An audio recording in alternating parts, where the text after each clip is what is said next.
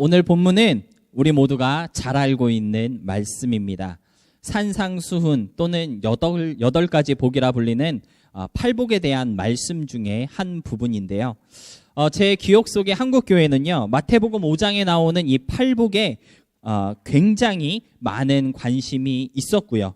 또 이 복들 때문에 열심히 신앙생활을 하기도 했었습니다. 물론 기복신앙적인 관점으로 이해했기 때문에 잘못된 부분도 있었고요. 산상수훈의 메시지를 바로 이해하지 못한 것도 있었지만 이 분명한 것은 팔복에 관한 말씀은요, 한국교회 많은 분들에게 희망을 주었다는 것입니다.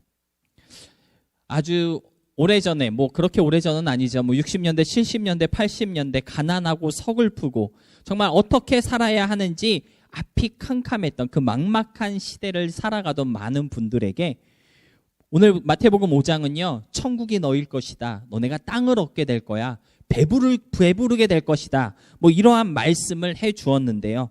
정말 그때 많은 분들에게는 한 줄기 빛과 같았을 것이고요. 희망과 소망이었음에 분명합니다. 특별히 오늘 본문으로 함께 읽은 마태복음 5장 5절은요, 더욱 그렇게 생각되어지지 않았을까 우리가 볼 수 있는데요. 온유한 자는 복이 있나니 그들이 땅을 기업으로 받을 것이다.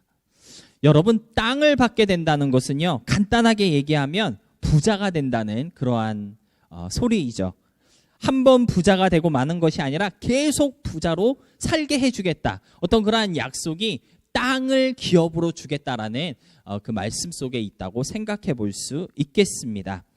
예전에는 땅이라고 얘기했는데 만약에 요즘의 말로 하면은 온유한 자에게 내가 건물을 주겠다.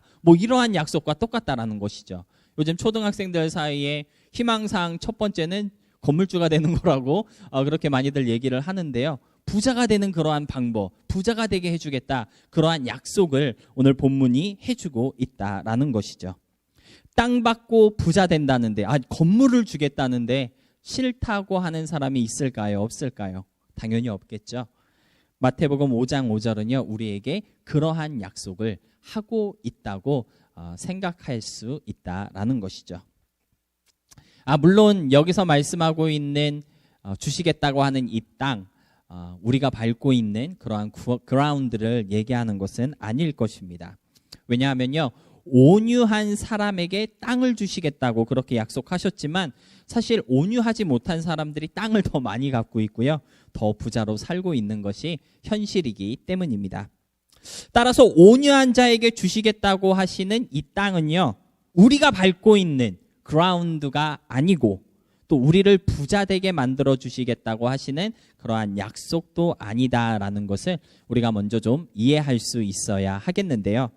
그렇다고 실망하실 필요는 없습니다. 하나님께서 뭔가를 주시겠다고 약속하셨잖아요. 비록 우리를 땅 부자 만들어 주겠다라고 하는 그러한 약속은 아닐지 모르겠지만 우리에게 유익한 것을 주시겠다고 하시는 그러한 약속인 것은 분명하기 때문입니다. 비록 여기서 말씀하시는 이 땅이 뭔지는 정확하게 알 수는 없어도 땅을 약속하신 하나님은요, 우리에게 나쁜 것을 주실 분은 아니기 때문입니다. 마태복음 7장 11절을 보면요, 이런 말씀이 있습니다. 너희가 악한 자라도 좋은 것으로 자식에게 줄 알거든 하물며 하늘에 계신 너희 아버지께서 구하는 자에게 좋은 것으로 주시지 않겠느냐. 아무리 악한 사람이라 할지라도 자기 자식에게는 좋은 것으로 주려고 하는데 하물며 하나님께서 이상한 것, 나쁜 것을 주겠느냐, 그러한 말씀을 하고 계신 것이거든요. 그래서 하나님께서 우리에게 뭔가를 주시겠다고 약속하셨을 때 우리가 그것이 뭔지 정확하게 알 수는 없을지라도 하나님이 주시는 것이니까 좋은 것이겠구나, 유익한 것이겠구나, 그렇게 믿을 수 있다라는 것이죠. 그렇기 때문에 오늘 본문에서 말씀하고 계신 이 땅도 우리에게 분명 유익한 것이다 라고 우리가 믿을 수 있다는 것입니다. 그래서 저와 여러분이 생각해야 할 것은요, 도대체 하나님이 주시겠다고 하시는 이 땅이 무엇인지, 이 땅에 관심을 가질 것이 아니고요, 어떻게 이 땅을 받을 수 있을까, 거기에 우리의 초점이 맞추어질 필요가 있겠습니다. 왜냐하면 하나님이 주시는 것이기 때문에 분명 좋은 것인 것은 분명한데, 그런데 여러분들이 받지 못하면, 내 것이 아니면 그것이 아무리 좋은들 무슨 소용이 있겠습니까? 따라서 어떻게 하면 이것을 받아 누릴 수 있을까? 이거에 우리의 초점이 더 맞춰져야 할 필요가 있겠고요. 어떻게 받을 수 있어야 되는지 알아야 하겠습니다. 그런데 아주 감사하게도 오늘 본문 말씀에 이미 다 나와 있죠. 온유한 자에게 복을 주시겠다. 온유한 자에게 이걸 주시겠다라고 말씀하고 있습니다. 하나님이 주시는 이 좋은 것을 누가 받을 수 있습니까? 다른 사람이 받는 것이 아니라 온유한 사람이 받게 된다고 오늘 성경은 약속하고 있습니다. 따라서 온유한 사람이 하나님이 주시는 땅의 주인이 될 수 있고요. 온유한 사람만이 땅 부자가 될 수 있습니다. 따라서 온유한 사람 되기에 열심 낼 수 있는 그런 우리 모두가 되어야 하겠습니다. 그렇다면 여러분, 우리도 온유한 사람이 되어야 하겠죠. 어떻게 온유한 사람이 될 수 있을까요? 이 질문에 답하기 위해서는요, 먼저 이 온유하다라고 하는 것이 무엇인지 알아야 하겠는데요. 여러분, 온유하다라는 것은 도대체 무엇일까요? 제가 한문으로 이 온유라는 단어의 뜻을 한번 찾아보았습니다. 한문으로 찾아보니까 이 온유라는 단어는요, 따뜻하고 부드럽다라는 뜻을 가지고 있었습니다. 어떤 사람의 성격이나 남을 대하는 태도가 따뜻하고 부드러워서 모든 사람들이 반기고 또 그들과 부딪힘이 없을 때 온유하다라는 표현을 쓴다라는 것이죠. 조금 더 쉽게 온유라는 말의 반대말이 무엇일까 한번 생각해 보았는데요. 온유라는 말의 반대말은요, 포악이라고 어떤 사전에서 말해주고 있었습니다. 포악한 것과 온유는 정반대다라는 것이죠. 그런데 이 포악이라는 말의 뜻이요, 참 인상 깊었습니다. 포악하다라는 것이 무엇이냐면요, 사납게 떨어지는 폭포라는 뜻이 이 포악이라는 단어의 뜻이라고 하더라고요. 여러분, 폭포에서 물이 떨어지는 모습을 한번 상상해 보시기 바랍니다. 물이 막 떨어질 때 모든 것에 다 부딪히죠. 부딪히지 않는 것이 없습니다. 모든 것에 부딪히고 부딪히는 모든 것을 다 부수고 흩어놓는 것, 언제나 사나운 그 상태, 그것을 포악이라고 표현한다라는 것인데요. 포악과는 다르게 온유한 사람은요, 부딪힘이 없는 그러한 상태를 표현하는 것입니다. 폭포에서 물이 떨어질 때 그 물은 모든 것을 밀쳐내고 부숴버리지만 온유는요, 마치 물이 아니라 기름이 떨어지는 것처럼 부딪히는 모든 것을 감싸 안고 흐르는 그러한 것, 모든 것을 끌어안고 품으며 나아가는 사람, 그러한 사람을 우리는 온유한 사람이다라고 말할 수 있다라는 것이죠. 여러분, 하나님은요, 저와 여러분이 이처럼 온유한 사람 되기를 원하십니다. 나랑 맞지 않는다고 밀쳐내거나 부서뜨리거나 내 생각과 다르다고 적대하는 것이 아니고요. 그럼에도 불구하고 부딪힘 없이 품고 끌어안고 나아갈 수 있는 사람, 그러한 사람 되기를 원하시고 계시다라는 것이죠. 여러분, 예수 믿고 변화받은 분들이 나누시는 그러한 간증을 들어보면요, 공통적으로 정말 가장 많이 하시는 간증이 하나 있습니다. 무엇일까요? 바로 성격이 바뀌었다라는 그러한 간증을 가장 많이 하시는 것 같습니다. 예수 믿기 전에는 내가 그렇게 난폭했고 그렇게 사나웠고 그렇게 차가울 수 없었는데, 그런데 예수 믿고 난 후에 나는 따뜻한 사람이 되었습니다. 온화해졌어요. 또는 온유해졌다라고 그렇게 고백하시는 분들 아마 많이 만나보셨을 것이고요. 또 어쩌면 아마 여러분들의 경험이기도 하실 것 같습니다. 저 개인적으로 봤을 때도 예수 믿고 가장 크게 변한 것이 무엇일까 생각해 보면은 성격이라고 얘기할 수 있을 것 같아요. 제가 신학교 다닐 때만 해도요, 제 별명이 쌈딱이었습니다. 그냥 만나는 사람과 다 싸웠어요. 조금이라도 제 의견과 부딪히는 경우가 있었으면 어떡하든지 말로 싸우고 표정으로 싸우고, 그래서 별명이 쌈딱이었는데요. 그런데 사역이 늘어나고 목회의 시간이 길어질수록 점점 더 따뜻해지고 온유해지고 있다라는 것을 발견하고 있습니다. 물론 아직 조금 더 바뀌어야 되는 부분이 많이 있긴 하지만 그럼에도 불구하고 전에 비해서 많이 온유해진 것을 제가 발견하고 있습니다. 갈라디아서 5장 22절로 23절 말씀을 보면요, 온유는 성령의 열매다라고 사도 바울은 우리에게 말해주고 있습니다. 성령 받고 예수 믿는 사람들은요, 온유해질 수밖에 없다라는 것이죠. 사랑하는 성도 여러분, 우리가 예수님을 믿는다면, 그리고 성령을 받았다면 온유해질 수 있었으면 좋겠습니다. 우리 속에 내주하시는 성령 하나님으로 인하여서 마음과 행동이 따뜻한 그러한 예수의 사람들이 되시기를 주님의 이름으로 부탁드립니다. 그런데 우리가 오해하지 말아야 할 것이 하나 있습니다. 우리가 온유하다라고 하는 그 말을 들을 때 흔히 이렇게 상상하는, 그리게 되는 이미지가 있는데요. 온유한 것을 그냥 마냥 착하고 부드럽고 그냥 감싸기만 하는 그러한 태도로 우리가 잘못 그림을 그릴 때가 있는 것 같습니다. 무조건 좋아, 괜찮아, 네네, 뭐 그렇게 하는 것이 온유가 아니다라는 것이죠. 이 온유라는 말을요, 그리스 원어로 보면요, 프라우스 또는 프라테우스라고 그렇게 읽는데요. 이 단어는요, 사실 야생에서 성장한 말과 깊이 관련되어 있다고 합니다. 야생마와 깊이 관련되어 있는 단어가 이 프라우스, 프라테우스라는 단어인데요. 여러분, 야생에서 태어나서 자란 말은요, 사실 아주 난폭하고 거칠다고 합니다. 그런데 그런 말들을 잡아다가 열심히 길들이고 훈련시키면요, 그렇게 온순하고 말 잘 듣는 말이 된다고 이렇게 말 전문가들은 얘기를 하더라고요. 야생에서 있을 때는 난폭하고 거칠었는데 그러한 말들을 잡아다가 길들이고 훈련시키면 온순하고 말 잘 듣는 말이, 아주 좋은 말이 된다라는 것이죠.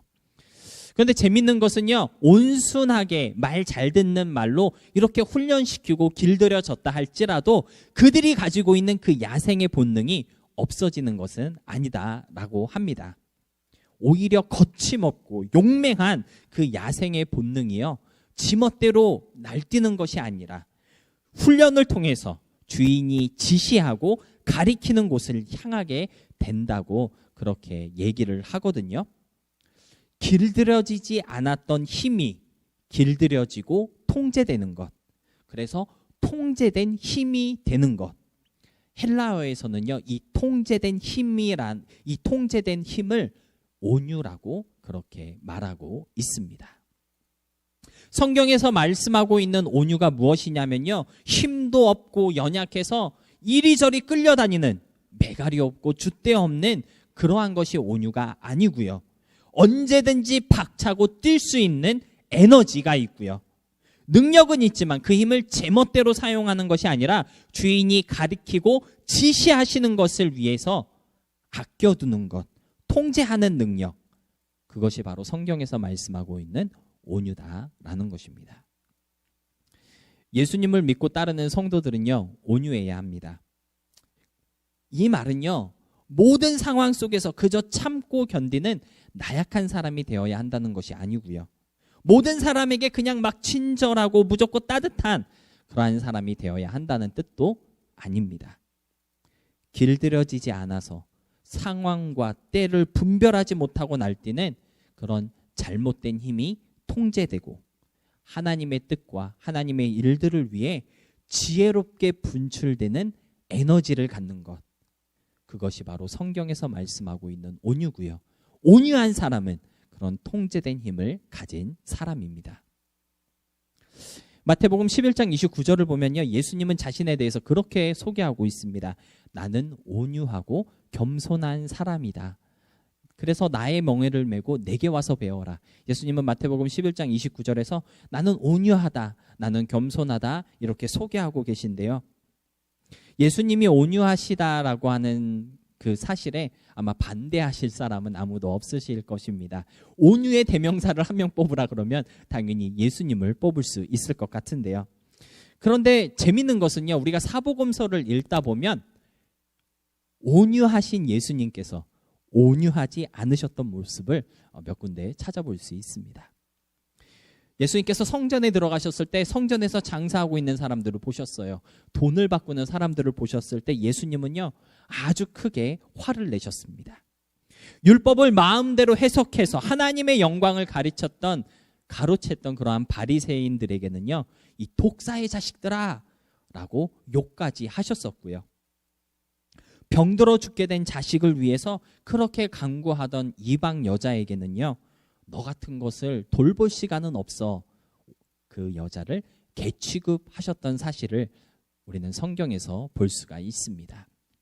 마가복음 3장 1절로 6절을 보면요, 국률한 마음이 없었던 사람들에게 아주 크게 화를 내셨다고 성경은 그렇게 기록하고 있거든요. 온유하신 예수님께서 이처럼 화도 내시고 욕도 하시고 상을 엎으시는 그러한 난폭한 모습을 보이시기도 했는데요. 사실 이러한 모습은요, 우리가 생각하는, 우리가 흔히 그리는 그러한 온유함과는 거리가 먼 모습임에 분명합니다. 하지만 그럼에도 불구하고 성경은 예수님에 대해서 온유하신 분이다라고 말씀하고 있습니다. 그 이유는요, 성경에서 말씀하고 있는 온유는 그냥 무조건 착하고 그냥 따뜻한 그러한 것이 온유가 아니라 통제된 힘, 주인의 명령과 지시대로 사용되는 에너지이기 때문입니다. 예수님께서 화를 내시고 그리고 분노하신 그 순간들을 한번 생각해 보시기 바랍니다. 하나같이 하나님의 뜻과 어긋났던 그러한 순간, 그러한 상황, 그러한 사람들을 향해서 주님은요, 화를 내시고 난폭하게 행동하셨습니다. 예수님은요, 자신이 가지고 있는 그 에너지를 아무 때나 그냥 아무에게나 막 발산하셨던 망아지가 아니었고요. 하나님의 뜻과 역사를 위해서 알맞게 분출하였던 그러한 통제된 힘을 갖고 계신 온유를 발산하셨던 것입니다. 사랑하는 여러분, 온유한 사람은요, 모든 사람에게 착하고 따뜻한 태도를 가지는 사람임에 분명합니다. 더 나아가서 하나님이 원하시는 것을 이루기 위해서는 다른 사람에게 뿐만 아니라 나 자신에게도 가끔은 분노하고 가끔은 쓴소리를 할 수 있는 그러한 사람일 수도 있어야 하는 것입니다. 성경이 우리에게 온유한 자가 되라고 하실 때 어떠한 사람이 되라고 하시는 걸까요? 하나님의 뜻과 역사를 위해서 힘을 아끼고 우리의 모든 에너지를 하나님의 지시에 맞추는 그러한 사람이 되라는 의미에서 저와 여러분에게 온유한 자가 되라고 말씀하고 계신 것입니다. 다른 일들을 위해서 하나님께서 나에게 주신 그러한 자원을 쓰거나 시간을 낭비하는 사람이 되지 말고 그 모든 것들을 잘 통제하고 관리함으로써 꼭 써야 하는 시간을 쓰고요, 꼭 내야 하는 일들을 위해 힘을 쓰는 그러한 사람, 그러한 의미에서 온유한 사람이 되라고 말씀하고 있다라는 것이죠. 하나님이 약속하신 좋은 것을 누리기 위해서는요, 하나님의 지시에 따라 움직이고 하나님의 뜻에 따라 통제된 힘을 쓰는 진짜 온유한 사람이 될 수 있어야 합니다.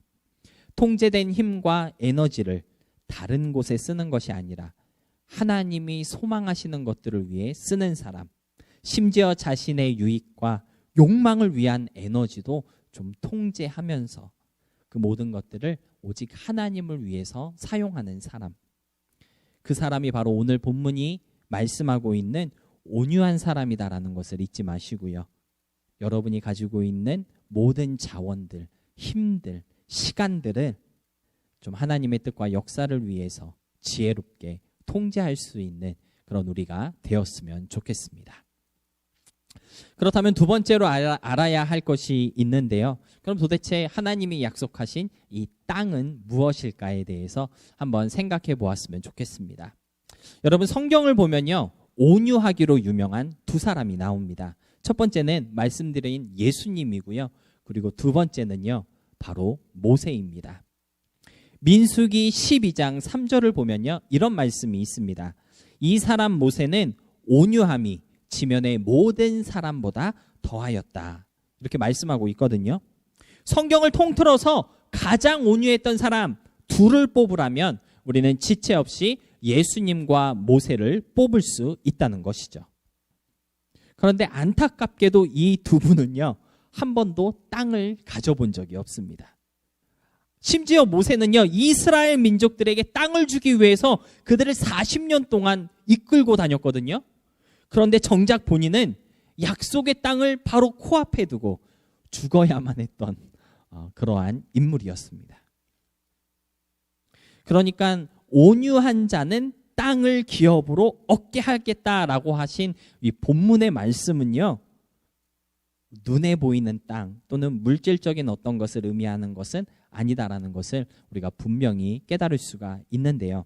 그렇다면 온유했던 모세와 예수님에게 하나님께서 허락하셨던 것은 과연 무엇이었을까요? 모세와 예수님에 대해 우리가 분명하게 말할 수 있는 것이 한 가지 있는데요. 이 둘은 하나님의 나라를 소유했던 사람들이라는 것입니다. 이 땅에서는 비록 단 한 평의 땅도 소유해보지 못했지만, 그러나 하나님이 왕으로 계신 천국을 소유한 사람들이었습니다. 따라서 오늘 본문에서 온유한 사람들에게 약속하고 계신 이 땅은요, 눈에 보이는 물질적인 그러한 땅일 수도 있겠지만 무엇보다 하나님의 나라, 천국이라고 말할 수 있을 것입니다. 그런데 중요한 것이 있어요.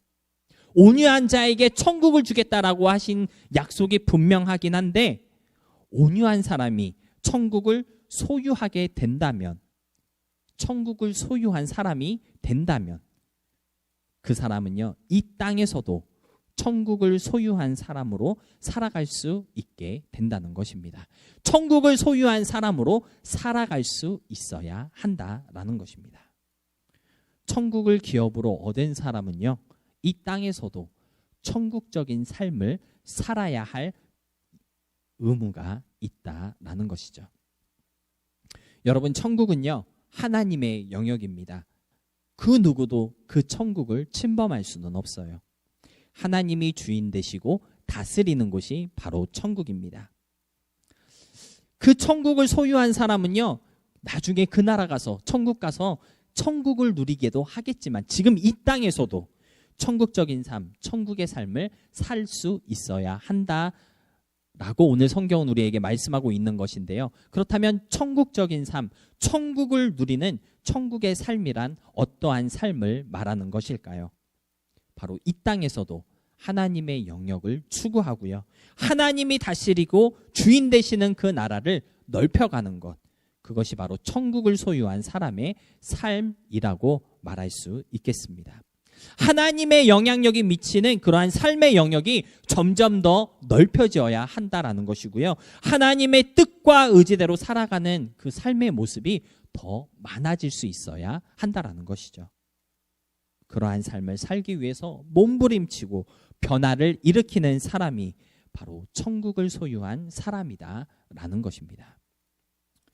온유한 사람은요, 하나님의 나라를 위해서 자신의 모든 것을 통제하지만 통제한 그 힘으로 내 삶에서 하나님의 나라를 확장해 가는 사람, 그 사람이 바로 천국의 삶을 사는 사람입니다.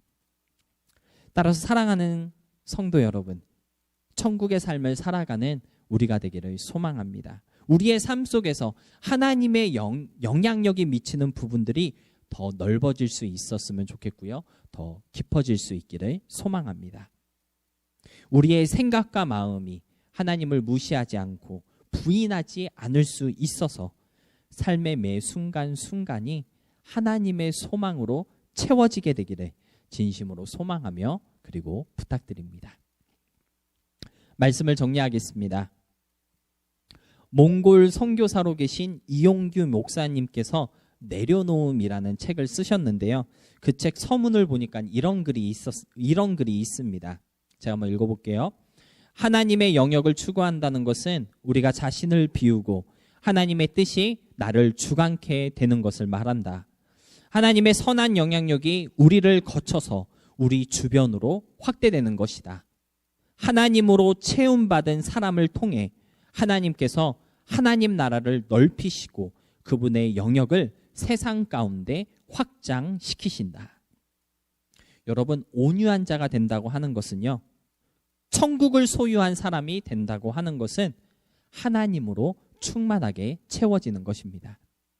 하나님으로 채워진 사람은요, 하나님의 선한 영향력이 나를 통해 흐르게 하는 사람이라고 이용규 목사님은 알려주고 있습니다.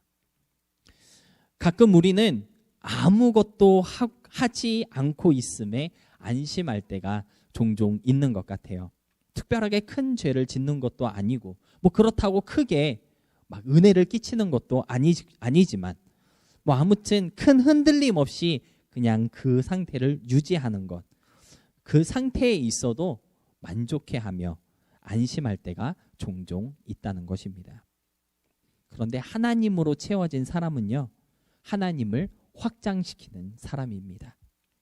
아무것도 하지 않는 사람이 아니라 뭐라도 하는 사람이 된다라는 것입니다. 여러분은 하나님을 위해서 그리고 주의 나라를 위해서 무엇을 하고 계십니까? 천국의 삶을 살아가는 성도라면 뭐라도 할 수 있어야 한다고 오늘 본문과 그리고 이용규 선교사님은 우리에게 알려주고 있는 것입니다. 큰 파도는 아닐지라도 잔잔한 물결이라도 일으킬 수 있는 우리가 될 때 우리를 거쳐서 주님이 확산되는 역사가 일어나게 된다는 것을 잊지 마시고요. 뭔가 좀 하는 그러한 신앙생활, 생육하고 활동하는 믿음이 될 수 있기를 주님의 이름으로 부탁드립니다. 하나님으로 채워질 때 우리가 갖고 있는 모든 한계를 뛰어넘을 수 있게 되고요. 모든 막힘이 열리게 됩니다. 뭐든지 할 수 있는 그러한 상황이 주어진다라는 것이죠. 단순한 우리의 삶 속에도 우리가 할 수 있는 일들은 아주 많이 있습니다. 하나님의 말씀을 읽고 하루 일과를 시작하는 것, 또는 직장 동료들을 위해서 기도해주고 그들에게 직접 기도해주겠다고 얘기하는 것, 자녀들을 위해서 기도해주는 것 등 하나님의 영향력이 흐르는 통로가 되는 방법은 얼마든지 있다라는 것이죠. 과감하게 믿음의 도전을 하시기 바랍니다. 하나님으로 채워진 우리의 모습이 여러 가지로 증거되고 뻗어나갈 수 있음으로써 천국을 소유한 진정한 부자의 삶을 살아가는 우리 모두가 될 수 있기를 진심으로 소망하며 축복합니다.